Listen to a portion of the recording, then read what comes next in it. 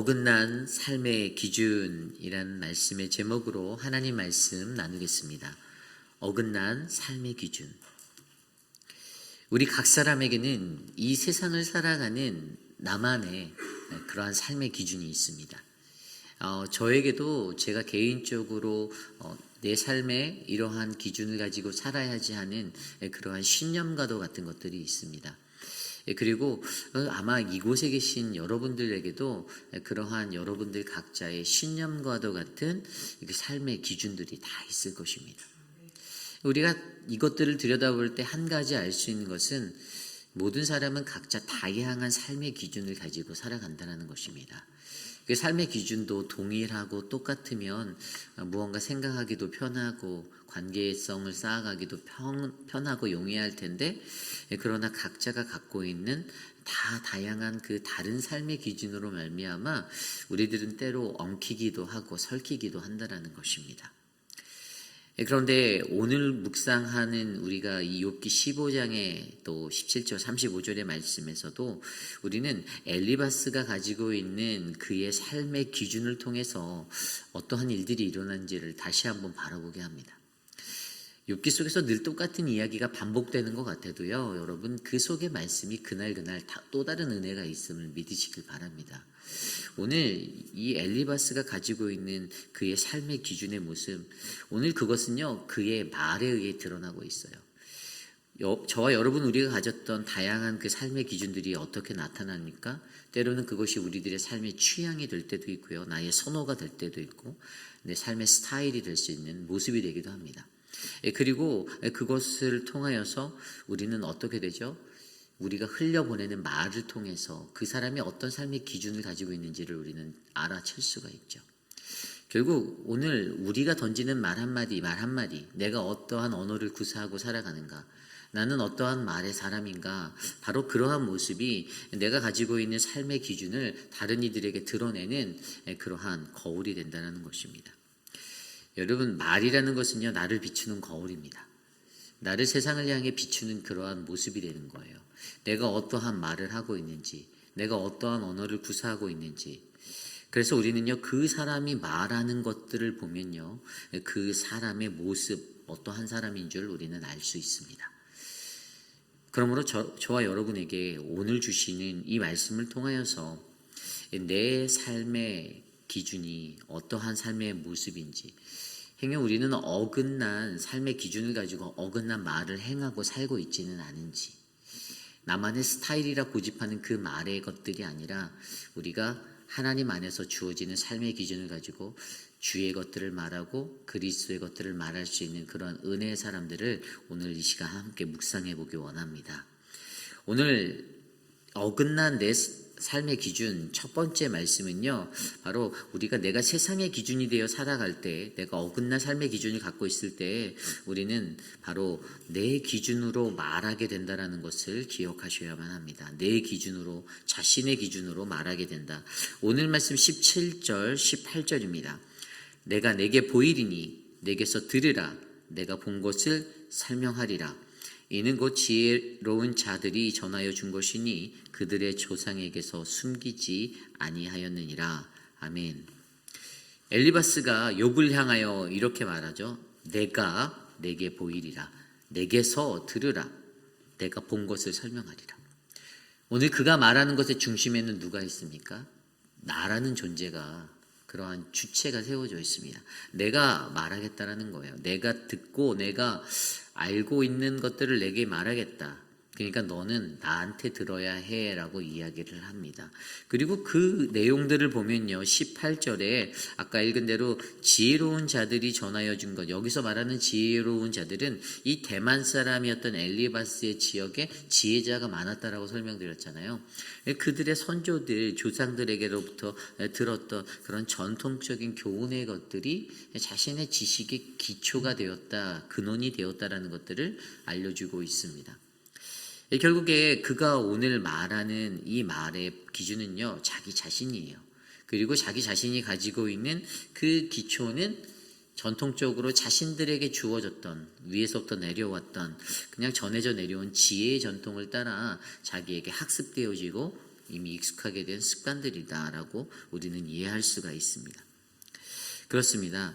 우리 인간에게요, 우리 인간이 늘 말을 할 때나 어떤 삶의 지혜를 딱 들여다보면요, 대부분 자신에게 학습되어지고 경험되어지고 자신이 배운 것 아래서 그것들이 기준점으로 세워지게 되어져 있어요. 저와 여러분도 마찬가지죠. 우리가 어떤 환경에서 자라갔느냐. 그래서 여러분, 가정 환경이 중요하다라고 아이들에게 말하는 것의 이유는요, 그 아이들이 자라내는 그 삶의 환경, 그 자녀들은요, 그것들 토대로 그렇게 성장하게 되어 있기 때문이에요. 그들의 삶의 전통이 되는 거예요. 부모가 기도하는 부모면 아이도 기도하는 자녀로 자라게 됩니다. 부모가 찬양하는 자녀면요, 찬양하는 자녀로 자라나게 돼 있어요.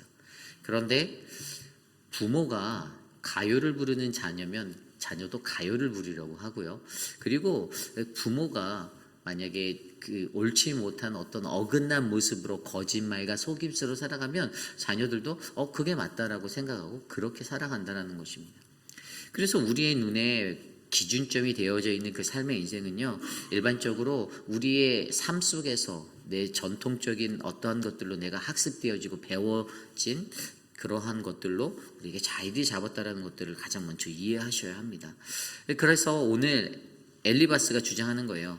내가 본 특별한 것을 내가 말하겠다. 내가 여태까지 전통적으로 배워왔던 모든 지식과 그것들로 내가 너에게 말할게. 자기 스스로 자기의 지혜가 특별하다라고 여기며 욥을 정죄하는 그 도구로 사용하고 있다는 것입니다. 그래서 결국에는요, 이 오늘 엘리바스가 말하는 자신의 기준으로 말하게 되는 것, 그 모든 것에 교훈하고 가르치고 어떤 것에 의견을 내는 그 모든 것들에도 자기가 중심이 되어져 있는, 전통적 지혜가 중심이 되어져 있는 이 삶을 통해서 오늘 저와 여러분, 우리들의 삶은 어떠한 삶의 모습으로 삶의 기준을 가지고 살아가는지, 나는 무엇을 말하는지를 점검해 보시기를 부탁드립니다. 여러분들도 전통적 지혜를 갖고 말할 때가 있을 거예요. 내가 아는 한도 내에서 인간은 늘 말하게 되어져 있기 때문에. 그러므로 전통적 지혜가 주는 그러한 어리석은 교훈과 어리석은 말들을 우리는 버리고요, 오직 우리가 예수 안에서 하나님을 믿는 믿음의 백성으로서 과연 우리는 내 삶에 어떠한 통념을 가지고 어떠한 가치와 기준을 가지고 내 삶의 기준을 놓아야 하는지 생각해 보아야 한다는 것이죠.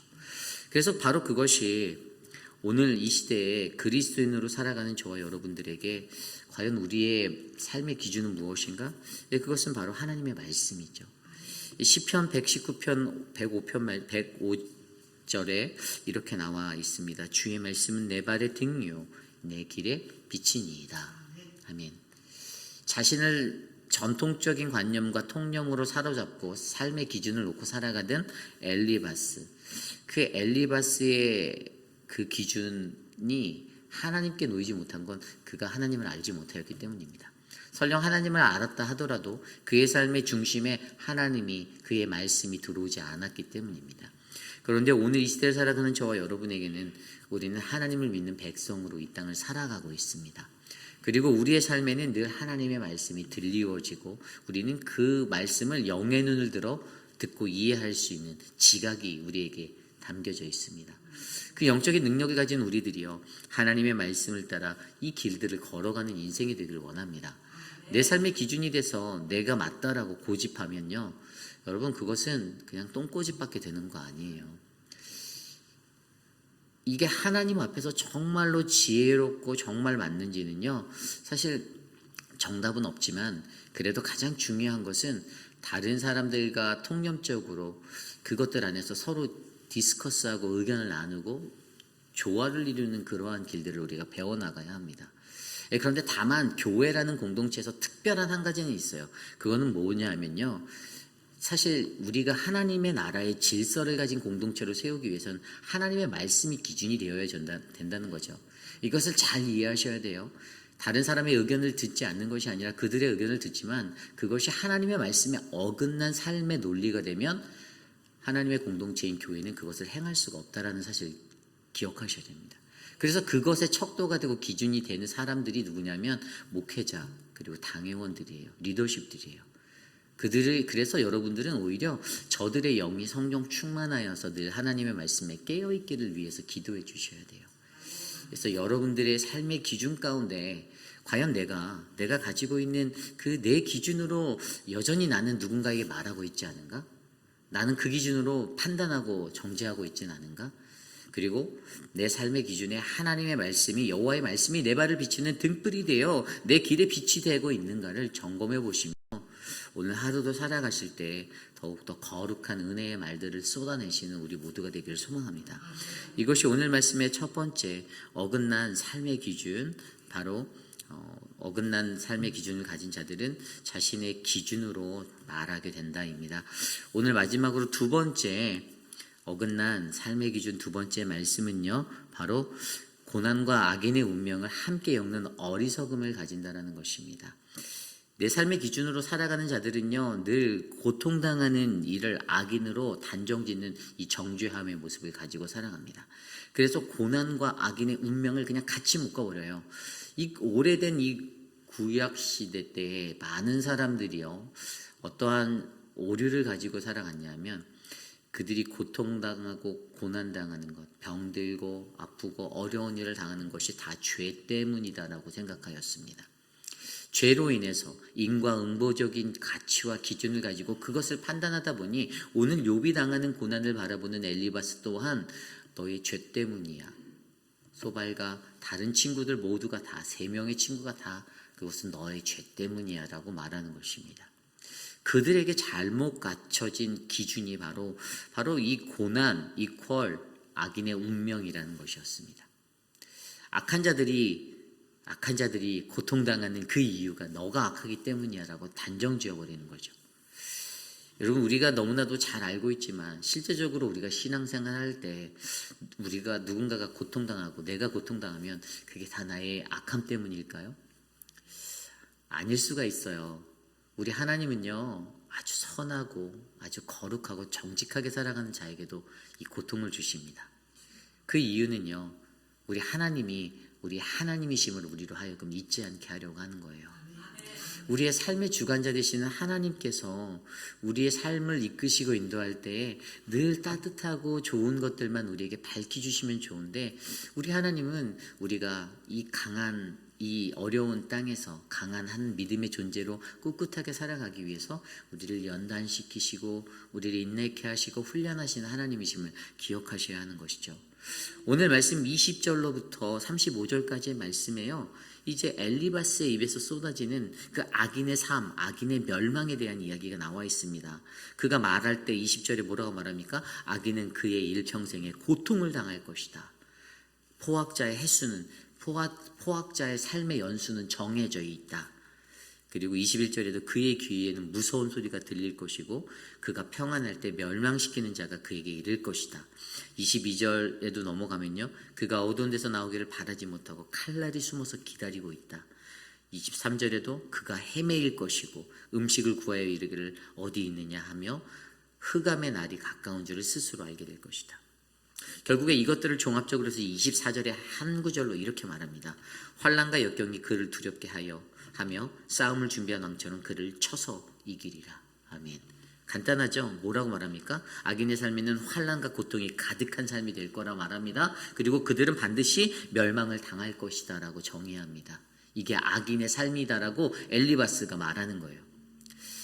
엘리바스가 말하는 이 말이 틀리진 않았어요. 그러나 우리가 여기서 조심스레 짚어보아야 하는 것은요, 오늘 악인에 대한 정의로서 악인의 삶을 말하는 이 모든 기준은요, 엘리바스의 지혜라는 것이에요. 그의 삶의 기준이라는 것이에요. 그렇기 때문에 사실 이것이 적용되지 못하는 거예요. 욥에게 적용되지 못합니다.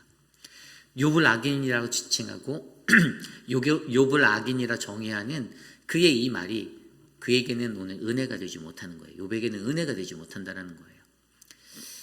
그러면서 여기서 끝나는 게 아니라 26절 이후에 보면요, 악인이 멸망할 것, 악인들은 목을 꼿꼿이 세우고 방패를 들고 하나님께 달려든다라고 말합니다. 왜 이렇게 얘기할까요? 아까 좀 전에 25절 우리가 읽지 않았는데 25절에 보면 이렇게 나와요.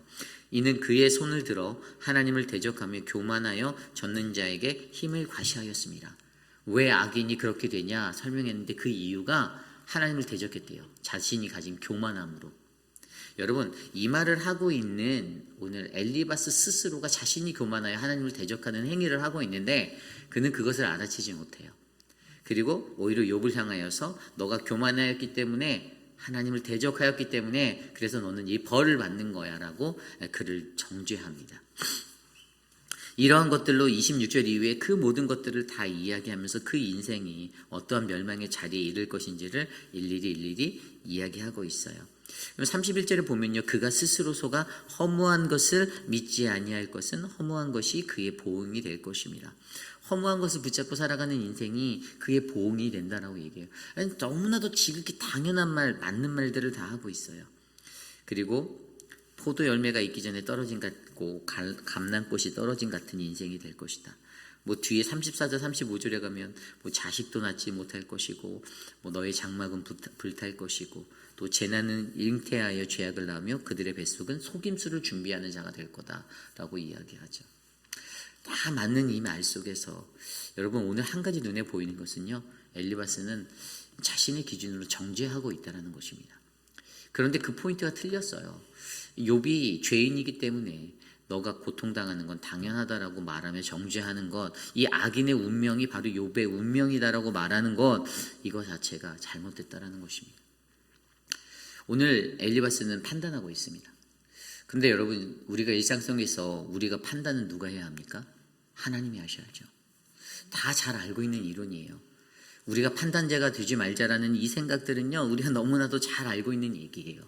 그런데 저도 그렇고요, 이것이 너무 어려워요. 저도 판단합니다. 저도 인간이기 때문에, 연약한 인간이기 때문에 판단할 때가 많아요. 이 사람은 이렇구나, 저 사람은 이렇구나. 눈에 보이는 걸 어떻게 판단하지 않을 수 없어요 라고 하나님께 던져보기도 해요. 그런데 결국에 우리는 말씀 속에서 그 판단은 하나님께서 하셔야 된다는 이론을 너무나도 잘 알고 있어요. 이 말씀에 보면요, 판단하는 것에 대해서 뭐라고 말하는지 아세요? 로마서 12장 20절에 보면요, 내 원수가 줄이거든 먹이고 목마르거든 마시게 하라. 그리함으로 내가 숯불을 그 머리에 쌓아놓으리라. 여러분, 하나님께서 판단하실 거라고 얘기하시는데 하나님이 우리에게 말하는 것은 원수가 줄이거든 먹여주고 목마르거든 그들의 목을 채우라고 우리에게 말해요. 그런데 그 말이 그러면 다 베풀어줘야 되나라고 느껴지지만 더 무서운 뒤의 말이 그렇게 함으로 내가 하나님께서 숯불을 그들의 머리에 쌓아놓겠다라는 거예요.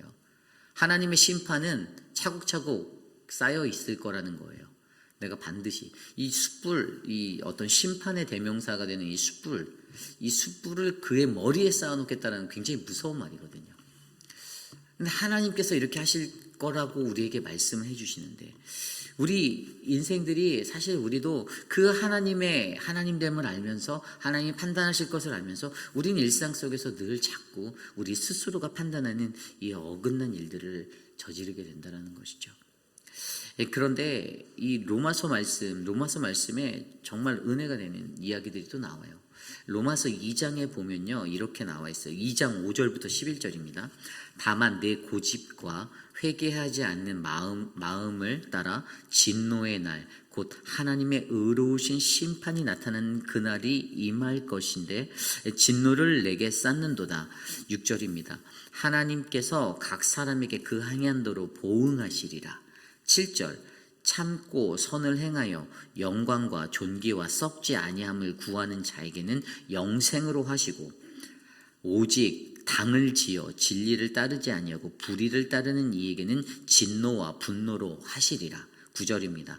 악을 행하는 각 사람의 영에는 환난과 공고가 있으리니 먼저는 유대인에게요 그리고 헬라인에게며, 10절. 선을 행하는 각 사람에게는 영광과 존귀와 평강이 있으리니 먼저는 유대인에게요 그리고 헬라인에게라. 11절. 이는 하나님께서 외모로 사람을 취하지 아니하심이라. 아멘. 여러분, 여기에서 엘리바스가 갖고 있는 오류가 정확히 드러나요. 엘리바스는 뭐였습니까? 인과응보, 너의 죄 때문에 너는 고통받는다. 그런데 오늘 이 로마서, 제가 읽어드린 이 로마서 2장 이 말씀에 뭐라고 나와 있습니까? 9절에 보면 악을 행하는 사람은 각 사람의 영에는 환난과 곤고가 있으리니, 뭐라고요? 영에는이라고 나와 있어요. 엘리바스가 보는 시간은 육체의 고통의 것들로 환난과 고난을 바라보고 너는 죄인이야 라고 말해요. 그런데 여러분 실질적으로 진짜 악을 행하는 자에게는요 뭐라고요? 그의 영에게 곤고와 환난이 있다라는 거예요. 이게 핵심이에요. 굉장히 중요한 거예요. 엘리바스는 그냥 유대인들은요 눈에 보이는 인간의 고통과 어려움을 가지고 너는 죄인이야, 너가 악한 자야 라고 말하지만 우리가 조명해 보아야 하는 것은요 영적인 부분이라는 것이에요.